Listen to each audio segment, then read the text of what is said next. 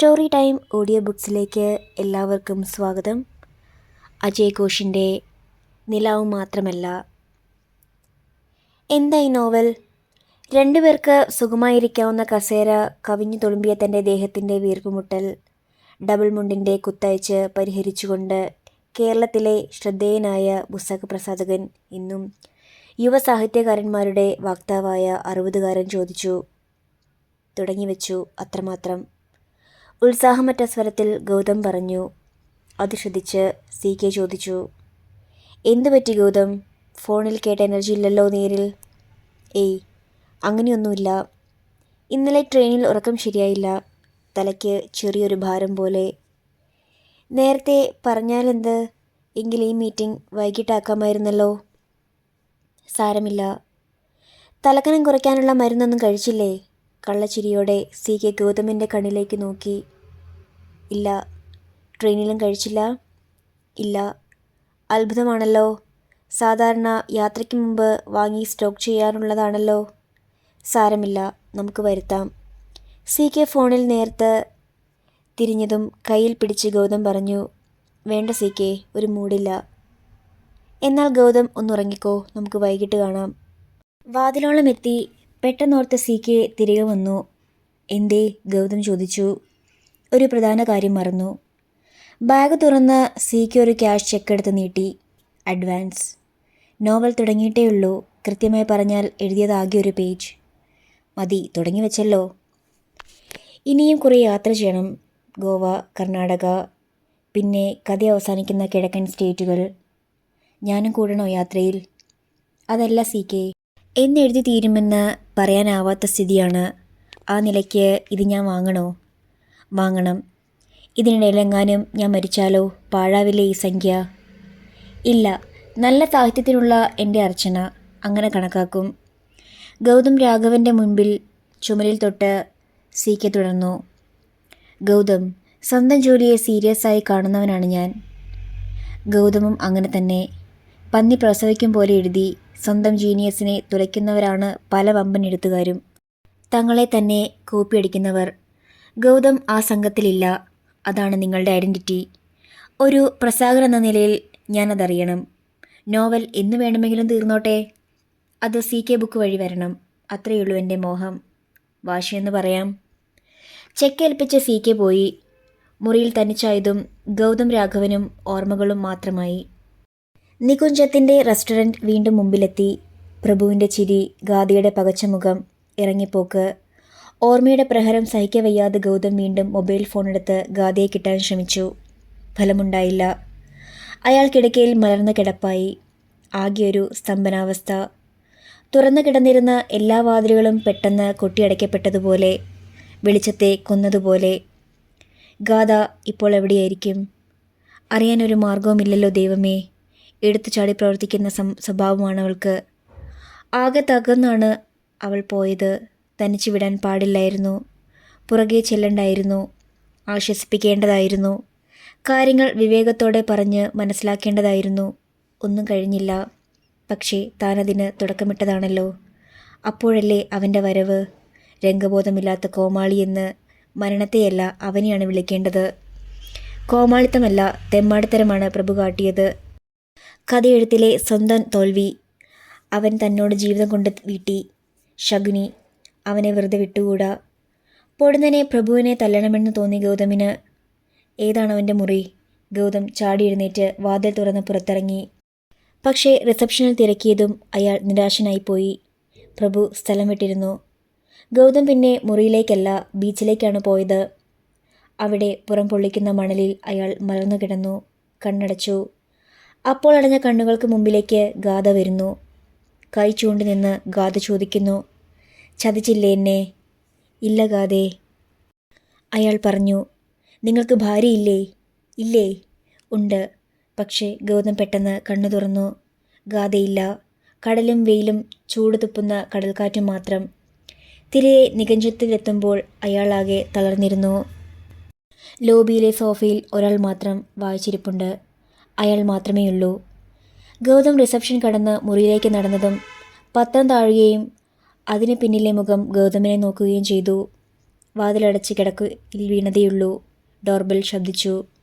നാശം എന്ന് പിറപുറത്തുകൊണ്ട് ഗൗതം എഴുന്നേറ്റ് ചെന്ന് വാതിൽ തുറന്നു. മുമ്പിൽ നിൽക്കുന്ന തലനരച്ച കട്ട ഫ്രെയിം കണ്ണട വെച്ച മനുഷ്യനെ നോക്കി ഗൗതം ചോദിച്ചു, എന്തു വേണം? ആ പെൺകുട്ടിയും നിങ്ങളും തമ്മിൽ എന്താണ്? ഇത് ചോദിക്കാൻ നിങ്ങളാരാ? ഞാൻ ആരുമാകട്ടെ. എങ്കിൽ നിങ്ങൾ നിങ്ങളുടെ വഴിക്ക് പോ. റൈറ്ററാണ് അല്ലേ? ആണെങ്കിൽ ഇതാണ് എഴുത്തുകാരുടെ സംസ്കാരം. കുടുംബത്തിൽ പിറന്ന പെൺകുട്ടികളെ ഹോട്ടലിൽ കൊണ്ടുവന്ന് വഴിതെറ്റിക്കുക.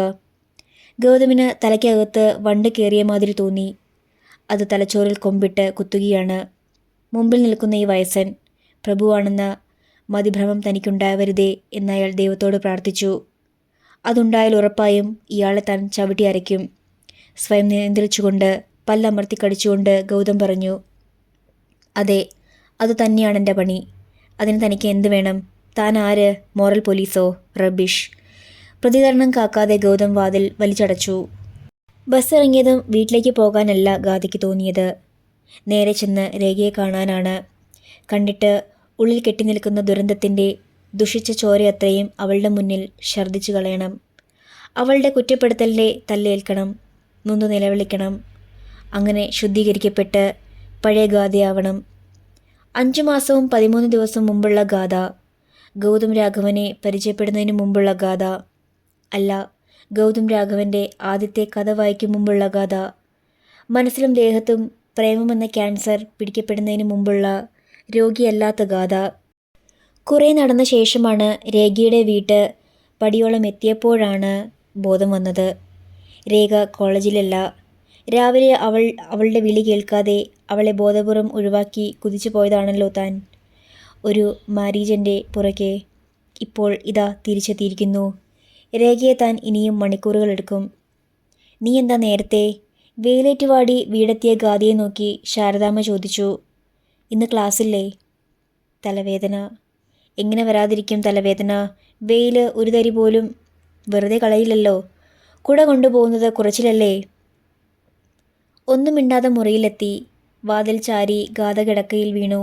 ഉറങ്ങണം, ഇടമുറിയാതെ, ലോകാവസാനം വരെ ഉറങ്ങണം. അതുമാത്രമായിരുന്നു അപ്പോൾ അവളുടെ മോഹം. കണ്ണുകൾ ഇറുക്കിയടച്ച് ഗാഥ ഉറക്കം കാത്തു കിടന്നു. പുറത്ത് വെയിൽ തിളയ്ക്കുകയും മങ്ങുകയും തളരുകയും ചെയ്തു. ഒന്നും അവൾ അറിഞ്ഞില്ല. തലവേദന മാറിയില്ലേ മോളെ? ശാരദാമ്മയുടെ ശബ്ദമാണ് ഉണർത്തിയത്. നെറ്റിയിൽ തൊട്ട് നോക്കിയപ്പോൾ വിരലിൽ അമൃതാഞ്ജത്തിൻ്റെ ഗന്ധം. അമ്മ എപ്പോഴാണ് പുരട്ടിയത്?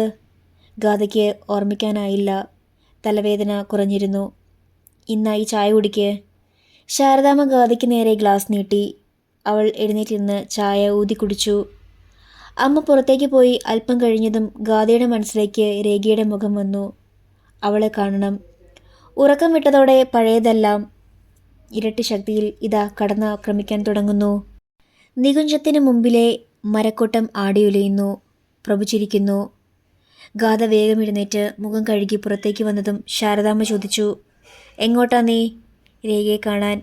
രേഖയുടെ മുറി എത്തിയതും അവൾ ചോദിച്ചു, നിന്റെ ഫോൺ എന്തിനാ സ്വിച്ച് ഓഫ് ആക്കി വെച്ചിരിക്കുന്നത്? പതിവില്ലാത്ത കാര്യമാണല്ലോ. പെട്ടെന്ന് ഗാഥയുടെ കണ്ണുകൾ നിറഞ്ഞൊഴുകി. എല്ലാം കേട്ട് കഴിയുമ്പോൾ രേഖ ശകാരിക്കുമെന്ന പ്രതീക്ഷ തെറ്റി. അവൾ ഗാഥയുടെ ഇരുതോളിലും കൈവച്ച് കണ്ണുകളിലേക്ക് നോക്കി ചിരിക്കുകയാണ് ചെയ്തത്. നീ തെറ്റിദ്ധരിക്കരുത് ഗാഥേ, എൻ്റെ പ്രാർത്ഥനയുടെ ഫലമാണ്. ഞാൻ പറഞ്ഞത് അത്രയും അവഗണിച്ച് പിന്നെയും പിന്നെയും നീ അയാളുടെ പുറകെ പോകുന്നതോർത്ത് എത്ര സങ്കടപ്പെട്ടു. എന്തായാലും നിനക്ക് സൽബുദ്ധി വന്നല്ലോ. ഒരാപത്തും ഉണ്ടായില്ലല്ലോ. മഹാഭാഗ്യം. നീ എന്നോട് ക്ഷമിക്കണം. അതിൻ്റെ ആവശ്യമൊന്നുമില്ല. മനസ്സിൽ ഇനി ഒരിക്കലും അയാൾ വരാതിരിക്കുക, അതാണ് നീ ശ്രദ്ധിക്കേണ്ടത്. വരില്ല. തിരിച്ചു ചെന്നാൽ ആദ്യം ചെയ്യുന്നത് അയാളുടെ നോവൽ കത്തിക്കുകയാണ്. കത്തണം, കത്തിയെരിയണം. നല്ലതായി സ്പിരിറ്റ്. തീപ്പെട്ടിയും പെട്രോളും ഞാൻ തരാം. വേണ്ട, ഇനി ഞാൻ ഒന്ന് നോക്കിയാൽ മതി. ആ 281 പേജും നിന്ന് കത്തും. രേഖ പൊട്ടിച്ചിരിച്ചുകൊണ്ട് ഗാഥയെ കെട്ടിപ്പിടിച്ചു. പിന്നെ ഒരു ചെറിയ വാർത്തയുണ്ട്. വാർത്തയോ? അതെ, അടുത്ത തിങ്കളാഴ്ച ഞാൻ കോളേജിൽ വരില്ല. കാര്യം? രേഖ മേശവലിപ്പ് തുറന്ന് ഒരു കവറെടുത്ത് ഗാഥയ്ക്ക് നീട്ടി. ഗാഥ തുറന്നു നോക്കി. നല്ല തറവാട്ടിൽ വളരെ അച്ചടക്കത്തോടെ വളർന്നവനാണെന്ന് വിളിച്ചു പറയുന്നൊരു യുവാവിൻ്റെ ഫോട്ടോ. ഇദ്ദേഹം ഇവിടെ എത്തുന്നു. പെണ്ണ് കാണാൻ? യെസ്. എങ്ങനെയുണ്ട് ആൾ? ഗാദ എഴുന്നേറ്റ് നിന്ന് രേഖയ്ക്ക് കൈ കൊടുത്തു. പേര് വിനയൻ, വീട് കൊടുങ്ങല്ലൂർ, അച്ഛനമ്മമാർക്ക് ഒറ്റ മകൻ, അക്ഷരം വാരികയുടെ ചീഫ് സബ് എഡിറ്റർ, ജോലിയും താമസവും കൊച്ചിയിൽ. ഇത്രയുമാണ് ബയോഡേറ്റ. ഇത് നടക്കം. ജാതകം ചേരണം. ചേരാതെ എവിടെ പോവാൻ? ഈ വിനയചന്ദ്രൻ നിനക്കുള്ളതാകുന്നു മോളെ. ശരിക്ക് പ്രാർത്ഥിക്കണേ. എനിക്ക് ഈ കോളേജും പരീക്ഷയുമൊക്കെ മഹാബോറായി തുടങ്ങി. നിന്നെപ്പോലെ അറിവ് നേടുന്നതിൽ തെല്ല് കാണുന്ന വംശമല്ലല്ലോ ഞാൻ. എന്ത് ത്രില്ല്? ഉള്ള അറിവൊക്കെ മതി. PG കംപ്ലീറ്റ് ചെയ്യണമെന്ന് തന്നെയില്ല, ഒരു ജോലി കിട്ടുക, അതാണ് എനിക്കിപ്പോൾ ആവശ്യം. എന്നിട്ട് ഈ അന്തരീക്ഷം വിട്ട് ദൂരേക്ക് മാറുക. എനിക്ക് പുതിയൊരു ഗാദിയാവണം രേഖേ, എത്രയും വേഗം. ടെസ്റ്റുകളൊക്കെ എഴുതി തുടങ്ങാൻ പോവാൻ ഞാൻ. എന്ത് ജോലിയായാലും മതി, ഇവിടുന്ന് പോകണം. മണ്ടത്തരം വിളമ്പാതടി. നീ PG റാങ്കോടെ പാസ്സാവണം, IAS എഴുതണം, വലിയ നിലയിലെത്തേണ്ടവളാണ് നീ. പ്രധാന മാർഗതടസ്സം നീ അങ്ങ് കണ്ടല്ലോ. ഇനിയൊക്കെ ശരിയാവും. നിന്റെ ശനിദശ കഴിഞ്ഞു മോളെ. രേഖയുടെ വീട്ടിൽ നിന്ന് മടങ്ങുമ്പോൾ ക്ഷോഭമടങ്ങി ശാന്തമായ കടലായിരുന്നു ഗാദയുടെ മനസ്സ്. അന്ന് തന്നെ അവൾ ഗൗതമിൻ്റെ പുസ്തകത്തിന് തീയിട്ടു. ആഴ്ചയിൽ 2-3 വട്ടം വിളിക്കാറുണ്ട് അരവിന്ദ മേനോൻ. മേനോൻ വിളിച്ചില്ലെങ്കിൽ അർച്ചന വിളിച്ചിരിക്കും. വിവേകാണെങ്കിൽ ഇതിനകം 7-8 തവണയെങ്കിലും ബംഗളൂരുവിൽ നിന്ന് ഗാദയെ വിളിച്ചു കഴിഞ്ഞു. പക്ഷേ 2 ആഴ്ചയോളമായി ആ പതിവ് തെറ്റിയതുപോലെ. തൃശ്ശൂരിൽ നിന്നും ബംഗളൂരുവിൽ നിന്നും ഫോൺ വിളി എത്തിയില്ല. ചിലപ്പോൾ അരവിന്ദ മേനോനും അർച്ചനയും വല്ല വിദേശയാത്രയിലുമാകാം എന്ന് വിശ്വനാഥൻ നായർ കരുതി. ഇടയ്ക്കങ്ങനെ 2ാം മധുവിധു ആഘോഷിക്കാൻ നാടുവിടാറുണ്ടവർ. എന്നാലും ഫോൺ വിളിക്കാമല്ലോ എവിടെയായാലും, ശാരദാമ്മ പറഞ്ഞു. ഇനി ആർക്കെങ്കിലും എന്തെങ്കിലും അസുഖമോ മറ്റോ? എങ്ങനെയാണ് വിശ്വനാഥൻ നായർ തൃശ്ശൂർക്ക് വിളിച്ചത്? കാലത്ത് വിളിച്ചു, ബെല്ലടിച്ചു നിന്നു. രാത്രിയിൽ വീണ്ടും വിളിച്ചു, പ്രതികരണമില്ല. വിശ്വനാഥൻ നായരുടെ മനസ്സിലെന്തോ ആശങ്ക പടരാൻ തുടങ്ങി. വിവേകിനെ വിളിച്ചു നോക്കിയാലോ? ശാരദാമ്മ ഉത്കണ്ഠയോടെ വിശ്വനാഥൻ നായരുടെ മുഖത്തേക്ക് നോക്കി. വിളിക്കാം. അയാൾ വിവേകിൻ്റെ നമ്പർ ശ്രമിച്ചു. മറുപടിയില്ല. ഈശ്വര, അവർക്കെന്തോ പറ്റിയിട്ടുണ്ട് വിശ്വേട്ടാ. ശാരദാമ്മയുടെ ശബ്ദം പതറി. എങ്ങനെയാ ഒന്ന് അറിയുക? ആരോടാ ചോദിക്കുക? വിശ്വനാഥൻ നായരുടെ കയ്യിൽ മൊബൈൽ ഫോണിരുന്ന് വിറച്ചു. ഒരവസാന ശ്രമം എന്ന പോലെ അയാൾ വീണ്ടും വിളിച്ചു. അപ്പുറത്ത് അരവിന്ദ മേനോൻ്റെ ശബ്ദമെത്തിയതും ഒരു കൊടുങ്കാറ്റടിച്ച് പിൻവാങ്ങിയതുപോലെയാണ് അയാൾക്ക് അനുഭവപ്പെട്ടത്. അരവിന്ദ, എവിടെയാ താൻ? എന്താ സംഭവിച്ചത്? എത്ര വട്ടം വിളിച്ചു? ഇന്ന് കാലത്തൊട്ട് തുടർച്ചയായി വിളിക്കുകയാടോ തന്നെ. എന്താ ഫോൺ എടുക്കാഞ്ഞത്? ഞാൻ അങ്ങോട്ട് പുറപ്പെടാൻ ആലോചിക്കുകയായിരുന്നു. What happened? Nothing special. പിന്നെന്താ വിളിക്കാഞ്ഞത്? അപ്പുറത്ത് മൗനം. എന്തോ എവിടെയോ കലങ്ങിയിരിക്കുന്നുണ്ടെന്ന് വിശ്വനാഥൻ നായർക്ക് തോന്നി. അരവിന്ദൻ്റെ ശബ്ദത്തിലും വാക്കിലും പഴയ സൗഹൃദത്തിൻ്റെ മിനുസമില്ല. പകരം അകൽച്ചയുടെ നിഗൂഢമായ ഒരുതരം മരുവെപ്പ്. അയാളുടെ മുഖത്ത് വന്ന ഭാവമാറ്റം ശ്രദ്ധിച്ചു നിന്ന ശാരദാമ്മയും ഉത്കണ്ഠയിലായി. അരവിന്ദ, തൻ്റെ സംസാരത്തിലെന്തോ ഒരു സുഖമില്ലേ? വിശ്വനാഥൻ നായർ ചോദിച്ചു. വിശേഷിച്ച് സുഖമൊന്നുമില്ല. പിന്നെന്താ? ഞാനിത്തിരി തിരക്കിലാണ്. മുഖത്ത് അടി കിട്ടിയതുപോലെ തോന്നി വിശ്വനാഥൻ നായർക്ക്. പിന്നെ ഇങ്ങോട്ട് വിളിക്കണമെന്നില്ല. ആ വിവാഹത്തിന് ഞങ്ങൾക്കാർക്കും താല്പര്യവുമില്ല. It's cancelled. നടുങ്ങിപ്പോയ വിശ്വനാഥൻ നായർ. അരവിന്ദ, തനിക്കെന്തു പറ്റി? ഇങ്ങനെയൊക്കെ എന്നോട് പെരുമാറാൻ എൻ്റെ ഭാഗത്ത് എന്തെങ്കിലും തെറ്റോ? പരിഹാസച്ചിരിയോടെ അരവിന്ദൻ ചോദിച്ചു. ശരിയല്ലേ ഉള്ളൂ. നല്ല സുഹൃത്ത്, നല്ല തന്ത. അരവിന്ദ, തൻ്റെ മനസ്സിലെന്തോ കയറിയിട്ടുണ്ട്. അതെന്താന്ന് വെച്ചാൽ തുറന്നു പറയട്ടെ. എന്നാൽ ചെവി തുറന്നു കേട്ടോ. ഹോട്ടലിൽ കയറി ഇറങ്ങുന്നൊരു പെണ്ണിനെ കെട്ടേണ്ട ഗതികേട് എൻ്റെ മോനില്ല. ആ ഫെമിനിസം ഞങ്ങളുടെ പാരമ്പര്യത്തിലുമില്ല. അതെന്താ?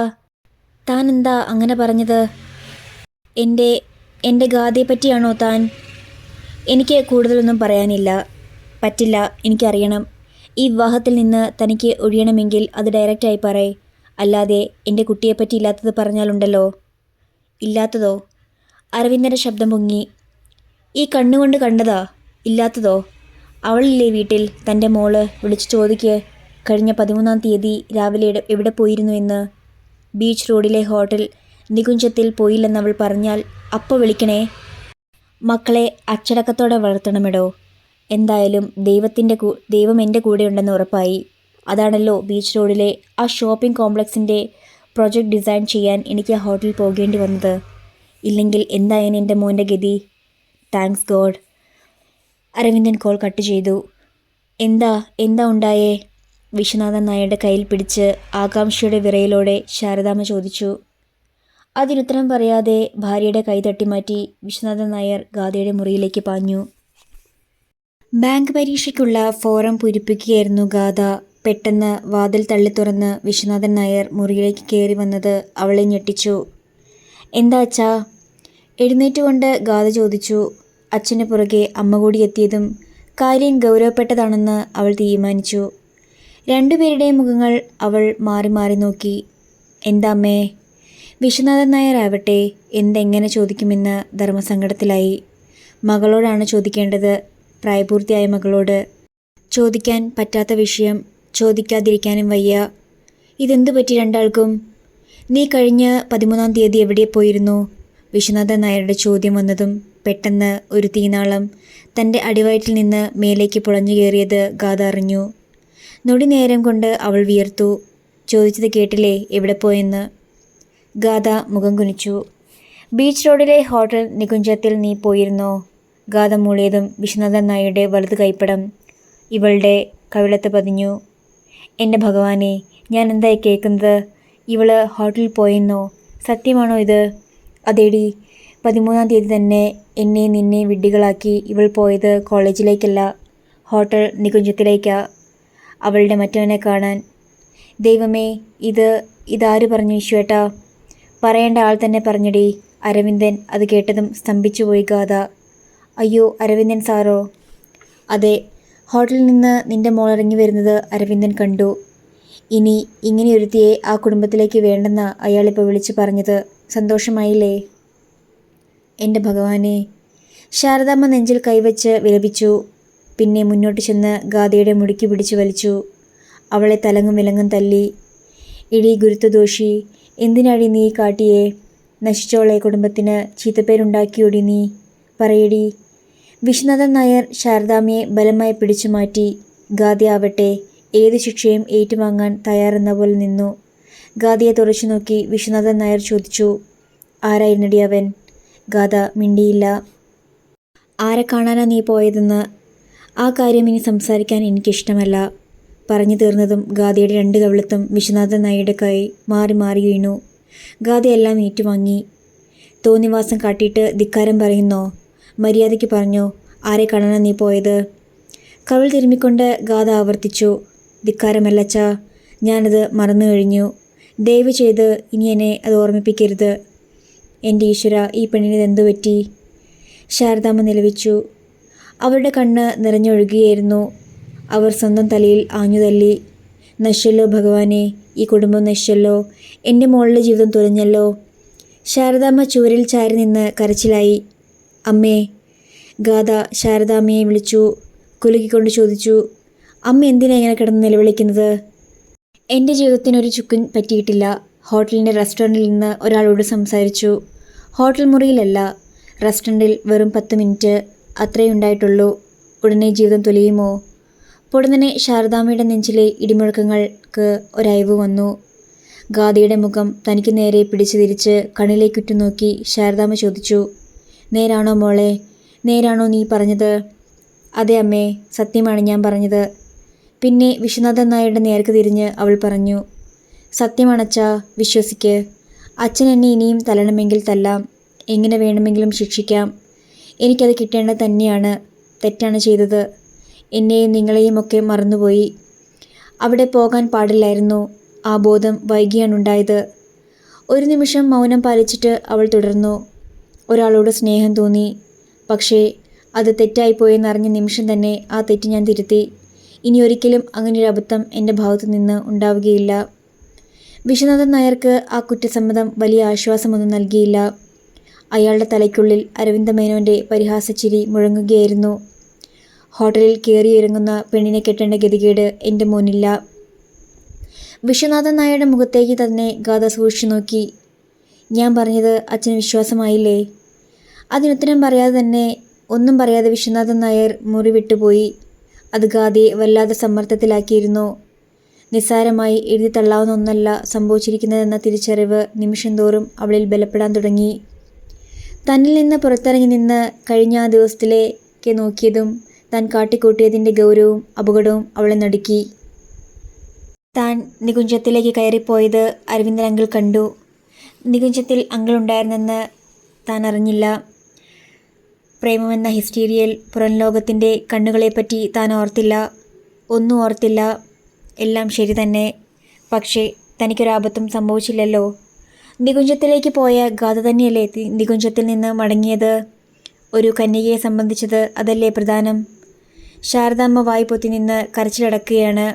അതുകണ്ട് ഗാഥയ്ക്ക് സങ്കടവും നിരാശയും ഒന്നിച്ചു വന്നു. അമ്മയ്ക്കും വിശ്വാസമായില്ലേ? എങ്കിൽ പിന്നെ എന്നെ നിങ്ങൾ വേണ്ടെന്ന് വച്ചേക്ക്. എന്നെ ചവിട്ടി പുറത്താക്കിക്കോ. പോയിക്കോളാം ഞാൻ എങ്ങോട്ടെങ്കിലും, ആർക്കും നാണക്കേടുണ്ടാക്കാതെ. ഇപ്പോൾ കരഞ്ഞു പോയത് ഗാഥയാണ്.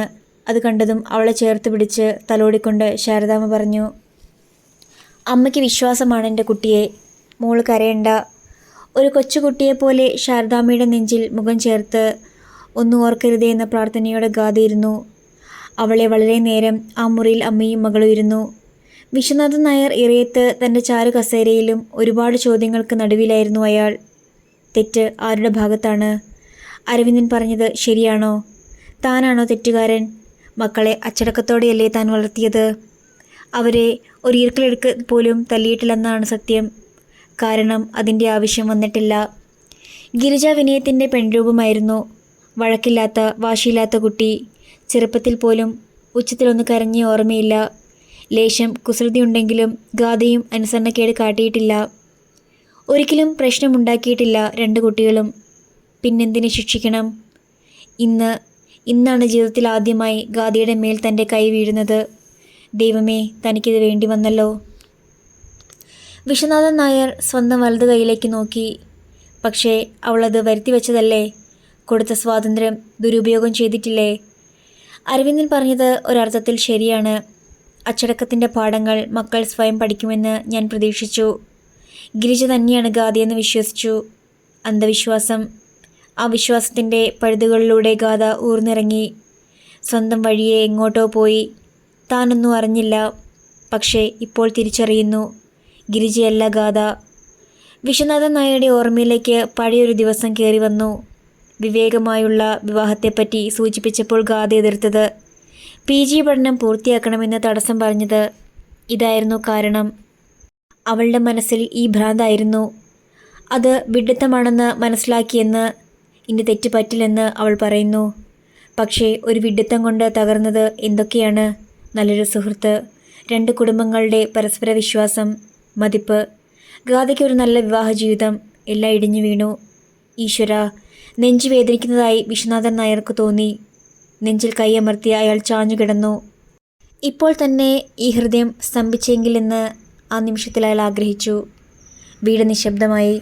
ദിവസങ്ങൾ കടന്നു പോകുന്നു. ഇതിനിടെ രേഖയെ പെണ്ണ് കാണാൻ കൊച്ചിയിൽ നിന്ന് അയാളെത്തി.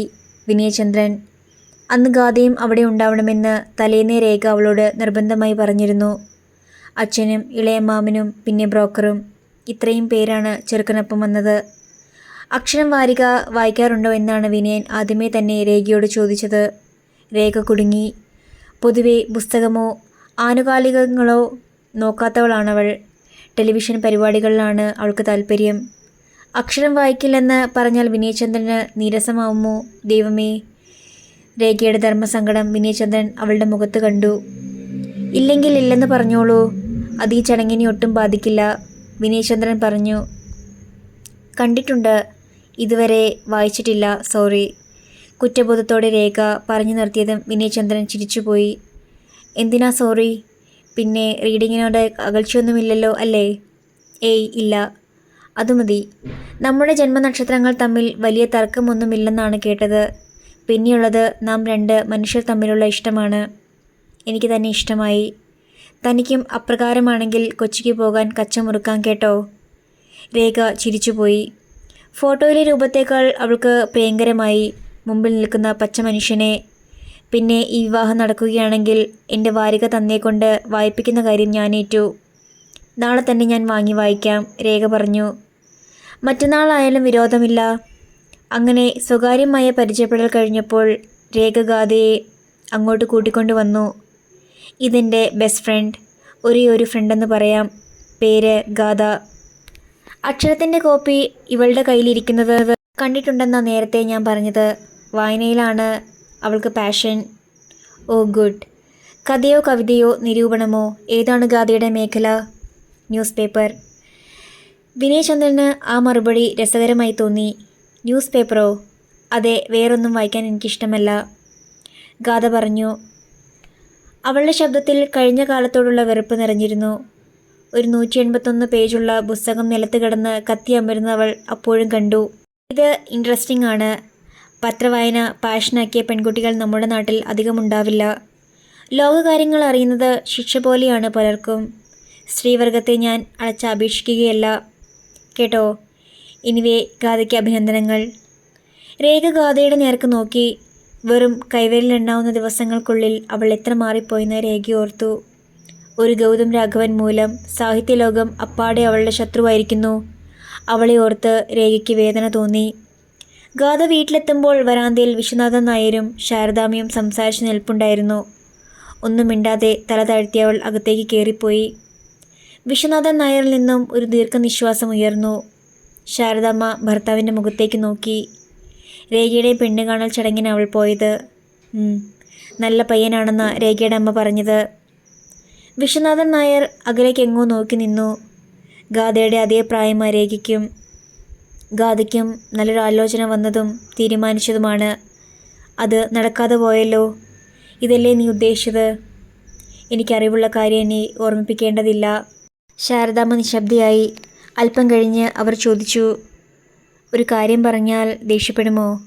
എന്താ? ശാരദാമ്മയ്ക്ക് ധൈര്യമില്ലാതെയായി. എന്താ, പറയാനൊന്നുമില്ലേ? അത് ദേഷ്യപ്പെടരുത്. അന്ന് ഗാഥയെ ആ ഹോട്ടലിൽ വെച്ച് അരവിന്ദൻ സാറ് കണ്ടില്ലായിരുന്നെങ്കിൽ ഈ രേഖയുടെ വീട്ടിലിപ്പോൾ നടന്നത് ഇവിടെ നടക്കുമായിരുന്നു എന്നല്ലേ? പക്ഷേ അത് സംഭവിച്ചില്ലല്ലോ. അരവിന്ദൻ അവളെ കണ്ടു. അയാളുടെ തീരുമാനവും പറഞ്ഞു. ഇനി കണ്ടില്ലായിരുന്നുവെങ്കിൽ എന്താ അർത്ഥം? അത് വിചാരിച്ചിട്ട് ഒരു വിശേഷവുമില്ല. വിവേക് ഗാഥയെ കെട്ടില്ല. തീർന്നു ആ ബന്ധം. It is finished. അങ്ങനെ തീർത്ത് പറയണോ? പിന്നെ പ്രതീക്ഷിക്കാൻ എന്തെങ്കിലും ബാക്കി കിടപ്പുണ്ടോ? അതല്ല, അരവിന്ദൻ സാറ് തെറ്റിദ്ധരിച്ച പോലൊന്നും ഉണ്ടായിട്ടില്ലെന്ന് സാറിനെ ഒന്ന് അറിയിച്ചാൽ. വിശ്വനാഥൻ നായർ വെട്ടിത്തിരിഞ്ഞു നോക്കി. അറിയിച്ചാൽ അയാൾക്ക് ബോധ്യപ്പെടുമോ? മോനെ സ്നേഹിക്കുന്ന ഏതെങ്കിലും അച്ഛന് ബോധ്യപ്പെടുമോ? ഒറ്റയ്ക്കൊരു പെണ്ണ് ഒരു ഹോട്ടലിൽ നിന്ന് ഇറങ്ങി വരുന്നതാണ് അയാൾ കണ്ടത്. എന്ത് ന്യായീകരണമാ നീ ഇതിന് കൊടുക്കുക? ഒരു ന്യായീകരണവും ഇല്ല. നമ്മുടെ മോളായതുകൊണ്ട് അവൾ പറഞ്ഞത് നീ വിശ്വസിച്ചു. പക്ഷേ ലോകം വിശ്വസിക്കുമോ? നടക്കില്ല ശാരദേ, നീ അത് മറന്നേക്ക്. വിശ്വനാഥൻ നായർ പടിയിറങ്ങി നടന്നുപോയി. മനസ്സപ്പാടെ തളർന്ന് ശാരദാമ്മ പിന്നെയും അവിടെ തന്നെ നിന്നു. ഗാഥയാവട്ടെ മുറിയിൽ തനിച്ചിരുന്നു. മുറി ഒരു ഇരുണ്ട ഗുഹയാണെന്ന് അവൾക്ക് തോന്നി. വളരെ പെട്ടെന്ന് ഈ വീടിൻ്റെ മറ്റു ഭാഗങ്ങളിൽ നിന്ന് ഈ മുറി വേർപെട്ടുപോയതും. ഇതിനുള്ളിൽ താൻ മാത്രം, പുറത്ത് അച്ഛനും അമ്മയും, അതിനപ്പുറം സമൂഹവും നിൽക്കുന്നു. ഇറയത്ത് നിന്ന് അച്ഛനും അമ്മയും സംസാരിച്ചത് അവൾ കേട്ടിരുന്നു. അവരുടെ മനസ്സ് തന്നെ ഓർത്ത് അനുനിമിഷം ദഹിക്കുകയാണെന്ന് ഗാഥ അറിഞ്ഞു. ഒരു മകളെ സംബന്ധിച്ച് ഒരു മാതാപിതാക്കളും കേൾക്കാൻ പാടില്ലാത്തതാണ് അവൾക്ക് കേൾക്കേണ്ടി വന്നത്. താൻ കാരണം അരവിന്ദൻ അങ്കിളിൻ്റെ മുമ്പിൽ അച്ഛൻ പരിഹാസ്യനായി. വഴിതെറ്റിയ ഒരു മകളുടെ അച്ഛൻ. ഈശ്വര, എന്തിന് ഗൗതം രാഘവനെ പരിചയപ്പെട്ടു? എന്തിനിങ്ങനെയൊക്കെ സംഭവിച്ചു? 21 വയസ്സിൻ്റെ പക്വത. രേഖയ്ക്കുള്ള പക്വത എന്തുകൊണ്ട് തനിക്കില്ലാതെ പോയി? അച്ഛൻ്റെ പൊട്ടിച്ചിരി നിറഞ്ഞിരുന്ന വീടാണിത്. ആ അച്ഛനെ ഞാൻ നിശബ്ദനാക്കി. ഈ വീടിനെയാകെ നിശബ്ദയാക്കി. ഇപ്പോൾ ഇതിനുള്ളിൽ 3 മനുഷ്യരുണ്ട്. നിശബ്ദരായ 3 പേർ. ആർക്കും ആരോടും ഒന്നും സംസാരിക്കാനില്ലാതാവുന്ന അവസ്ഥ എത്ര ദയനീയമാണ്. ഇങ്ങനൊരു വീട് മനുഷ്യരുടെ വീടല്ല, ജനങ്ങളുടെ വീടാണ്. ശവപ്പറമ്പ്. ഇത് സഹിച്ചുകൂടാ. വിവാഹം കഴിഞ്ഞ് രേഖ കൂടി പോയി കഴിയുന്നതോടെ തനിക്കിവിടെ മനസ്സ് തുറക്കാൻ ആരുമില്ലാതാവും. മുംബൈയിലേക്ക് വിളിക്കാം. പക്ഷേ അതുകൊണ്ട് എന്തു ഗുണം? ഗിരിജ ചേച്ചി പണ്ടേ വളരെ കുറച്ചു മാത്രം സംസാരിക്കുന്നവളാണ്. വിവാഹം കഴിഞ്ഞതോടെ ഭർത്താവും 2 കുട്ടികളും മാത്രമായി ചേച്ചിയുടെ ലോകം. അല്ലെങ്കിലും ഇക്കാര്യം അറിഞ്ഞാൽ തന്നെ പഴിക്കുകയുള്ളൂ ഗിരിജേച്ചി. ഇല്ല, തൽക്കാലം ഈ പത്മവ്യൂഹത്തിന് പുറത്തേക്കൊരു വാതിലില്ല. ഈശ്വര, ഇങ്ങനെ എത്ര ദിവസങ്ങളാണിനി? എങ്ങനെയാണ് ഈ ശ്വാസം മുട്ടലിൽ നിന്ന് കിട്ടുക? രക്ഷപ്പെട്ടേ പറ്റൂ. ഇല്ലെങ്കിൽ സ്വയം ശപിച്ച് ആത്മനിന്ദയുടെ തീരത്തിൽ വെന്ത് ചാകാതെ ചാകും ഞാൻ. അസ്വസ്ഥമായ ഗാതം മുറിയിൽ ചുറ്റി നടന്നു, ഇരുന്നു, കിടന്നു. അപ്പോൾ മേശമേൽ മൊബൈൽ ശബ്ദിക്കാൻ തുടങ്ങി. രേഖയാവും. കൈ എത്തിയെടുത്ത് നോക്കിയതും ആസിഡ് വീണതുപോലെ ഗാദയുടെ ദേഹവും മനസ്സും പൊള്ളി. വെള്ളച്ചായം പൂശിയ ശവക്കോട്ട പോലെ നികുഞ്ചം ഹോട്ടൽ മുമ്പിലേക്ക് പൊങ്ങി വന്നു ഗൗതം രാഘവൻ്റെ മുഖവും. മൊബൈലിൻ്റെ ഓർമ്മച്ചെപ്പിൽ നിന്നും അയാളുടെ നമ്പർ മാച്ചു കളഞ്ഞിരുന്നെങ്കിലും മനസ്സിലെവിടെയോ അണലിയെപ്പോലെ അത് പതുങ്ങിക്കിടന്നിരുന്നു. ഇപ്പോൾ അത് തന്നെ ഉറ്റുനോക്കുന്നത് ഗാഥ കണ്ടു. ഗൗതം രാഘവൻ്റെ നമ്പർ. എല്ലാം തകർത്തിട്ട് വീണ്ടും വരികയാണ്. മുറിവേറ്റോടിയ എരിയുടെ ചോരപ്പാടുകൾ മണത്ത് ഇരിയെ തേടി വീണ്ടും. ഗാഥയുടെ കൈക്കുള്ളിൽ ഫോൺ ഞെരിഞ്ഞു. പെട്ടെന്ന് അവളത് സ്വിച്ച് ഓഫ് ആക്കി മേശപ്പുറത്തേക്ക് എറിഞ്ഞു. അടുത്ത അധ്യായം നാളെ.